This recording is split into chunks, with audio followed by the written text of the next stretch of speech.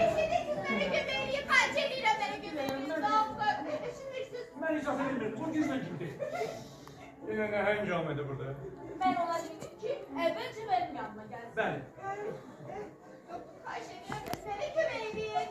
Mən də xahiş edirəm, sakit olun. Gözüm nəsə Necə sakit olam, hə? Necə?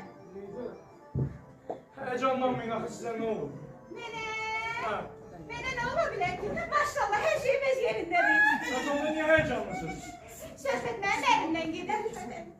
Yox, gəlinizə nə olur? Bunların yanında demək olar. Əlbəttə, onlar buranın işçiləri deyin görə ərinizə nə olur? Bu da. Hə, bu da deyin görə ərinizə nə olur? Mənim əlimə elə gəlir ki. Aha. Ona elə gəlir ki. Aha. Nə? Əlimə elə gəlir ki. Əlim elə bilir ki. Əlim. Yəni o elə bilir ki, o sizsiz. Bəli. Əriniz. Rahat olmayın, biz onu müayinə edib, müalicə edəyik. Amma siz nə qədər mümkündür, tez onu mənim yanıma gətirin. Necə onu mənim yanıma gəlir? Yəni ərinizi mənim yanıma gətirin.